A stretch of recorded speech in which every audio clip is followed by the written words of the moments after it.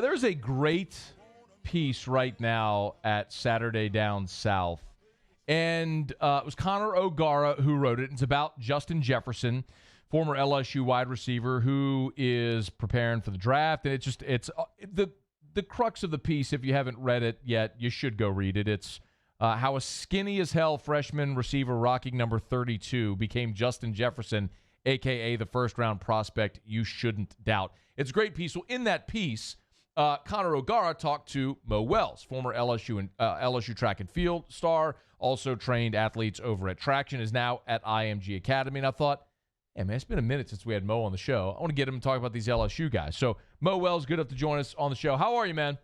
What's up, my man? How's it going? All is well on my side. Dude, love to hear that, man. You got a bunch of LSU guys down there in Bradenton with you. Let's maybe just run through kind of how each of them look as kind of they're preparing for the draft. But if we could, let's start with what this draft, the combine training process is like for these guys right now with you at IMG.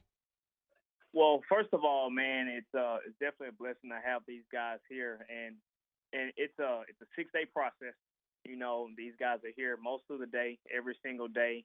Everything is periodized for them, you know, to run well and to compete well in Indianapolis. But it's plenty of sprinting, position work, strength training in the weight room, nutrition, which is extremely important, hydration, getting their bodies, you know, shaken back from the national championship or whatever bowl game other guys might be coming from.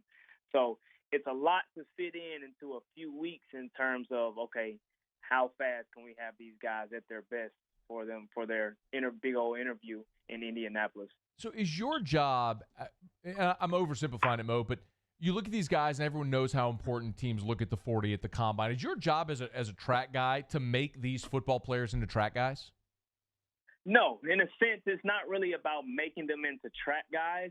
My goal is because you'll have in between 5 and 10 weeks with these guys, depending on when they play their bowl games or when they're coming off of injuries or whenever they arrive. It's up to them. So my job is to take away any physiological disadvantages that they might have when they're running and meet them in the middle for what they already have.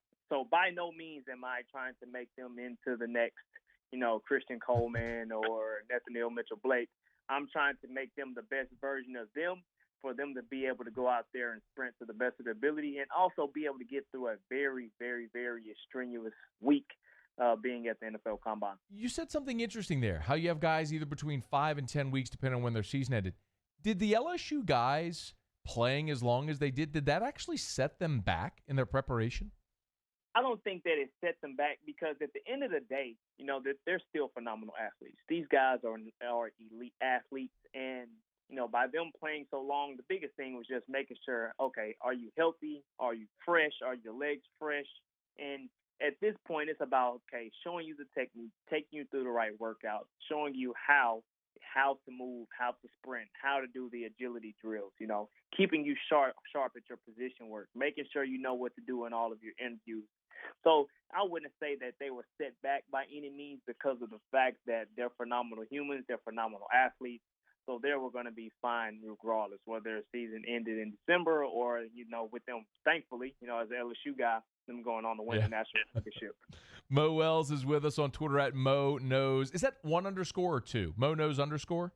Mo Knows 3 underscores. 3? Hey, everybody wants to know. Everybody wants to know. So I had to put a few underscores. At Mo Knows underscore. Anyway, it's tagged in the tweet from today. Just type in Mo Wells on Twitter, Instagram. You'll find it there. One of the interesting things in the piece I referenced is talking about Jefferson and his straight line speed. And there is this perception that he's not a super fast runner, but his nickname is Jets. I mean, what's realistic for him to run? What would be your target for him to run at the combine? My thing is I don't have a true target time for Justin. My biggest thing is that he goes out there and executes. So I try to get them to attack this no different than what they attack a football game. So I give them all the keys. I give them all of the tools. Now they just have to go out there and put the key in the lock, open the door, use the tools to build their own house, figurative and literally, because if they run fast enough, the house gets a little bit bigger. Mm-hmm. But my biggest thing for him is just, taking care of his body and making sure that he goes out there and execute, and he'll be able to shock everybody. I think I mean, obviously had a fantastic season. He's getting a lot of first-round praise. All of the guys that are there, Delpit, Fulton, Chasson, Queen, they're all possible first-rounders. I want to get maybe a thought on each of those guys. Let's start with Grant. Because he's maybe the most interesting case because he had the ankle injury this year, and so in the minds of some, maybe that set him back. How much did that affect it? How much is that affecting his preparation at all throughout this whole combine process to get back to the point where teams can see the guy he was as a sophomore? I don't think that it's when you talk to the people who actually know football, when you talk to the people who are actually making those decisions, I don't think that it's affected him much because he's going to go out there and do everything that he needs to do. So he's going to be healthy. He's going to pass the eyeball test. He's going to be strong. He's going to do everything that he needs to do to check all of his boxes, as I say here at IMG. So he's going to do all those things well. So I don't think it was really a setback. I think everybody just needs a reminder of who he is. Yeah. He's still that guy. He's still the guy. And he's also the guy that you don't want to pass up on if you have an opportunity to draft him. I'm going to get a little thumbnail on each guy. Let's go to Christian Fulton. When you look at him, do you have a comp for somebody you've worked with physically? Like when he's going to go to the combine and test, what's the thing that Christian is going to really record well? I think that he's an excellent, he's fast. He's a fast guy.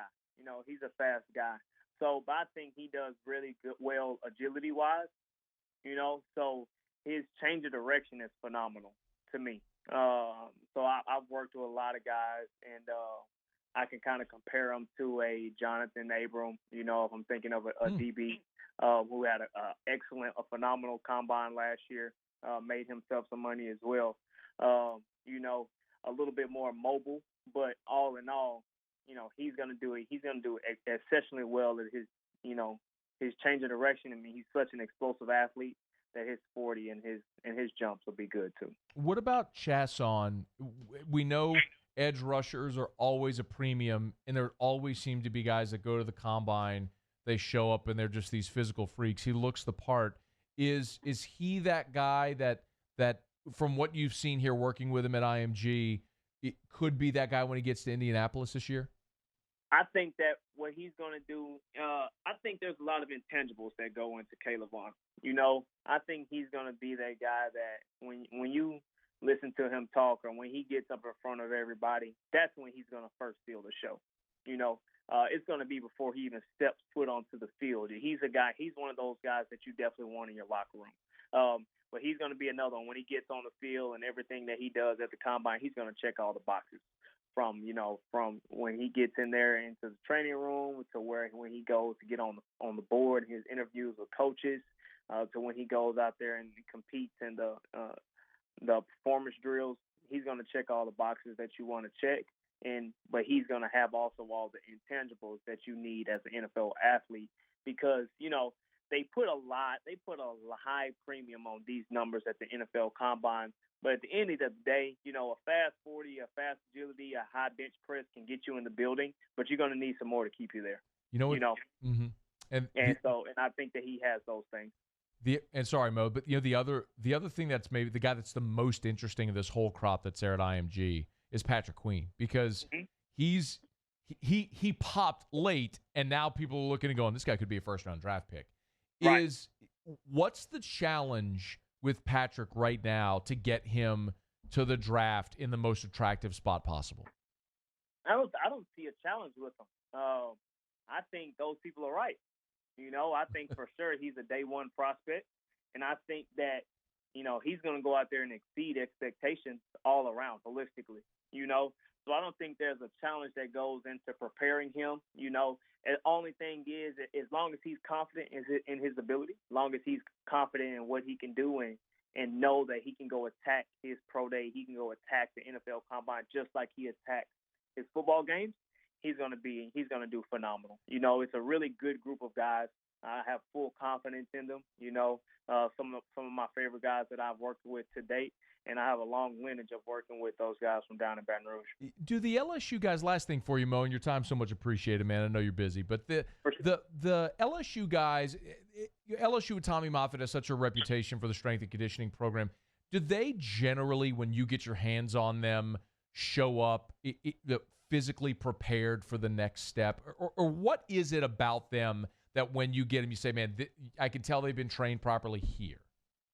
100%, man. When I get them from Coach Moffitt and, one of my mentors in this performance realm, and when I get them from him, there's no limitations on what we can do. They're strong. They've done Olympic lifting. There's not many imbalances. They're mentally ready, which is one of the biggest factors in this, because all of them have played football games. So, they can manage their emotions and their mental preparedness going into, game week.